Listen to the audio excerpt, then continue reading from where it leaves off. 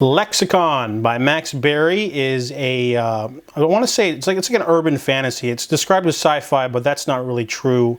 So this one is about two people. First is Will. He is attacked in an airport bathroom by men, and he doesn't know why, but apparently his memory was wiped, and the people that he's with are not to be trusted. So they sort of kidnap him, and he doesn't really know what's going on. We sort of learn about the different people going to war at each other. And the other character is Emily. She's a street hustler living on the streets with an abusive boyfriend who, you know, does card games or she really just does it through like gambling, really. But she ends up getting recruited by this mysterious man who wants to sort of use her persuasiveness in order to test her to see if she has an affinity for being a sort of wordsmith. This book is pretty interesting because it's sort of like got this sort of like it's got like the Secret Academy vibes, the magical school. Essentially, Emily gets drafted to go to the academy where they train people in order to see if they have the power to use special words in the vein of spells. So they learn certain languages. You can, basically people are coded, you can find out what number they are, and then you can find out what they like and stuff, and then you can convince them with certain specific spell words.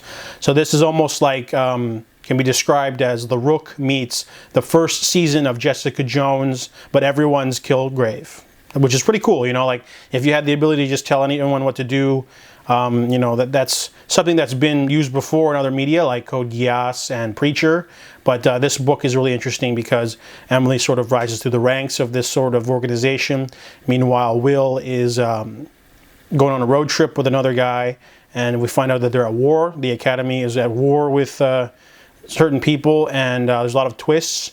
I didn't really like the character of Will. You know, he's half the book, and he's really annoying because he had his memory wiped, so he doesn't know anything, and he does a lot of dumb things. And then the book in itself was pretty interesting because I really like the world building and the sort of how the wordsmithing works or whatever. That's not what it's called, but it's just like, it's basically like spellcasting, you know. You can control people if you're powerful enough.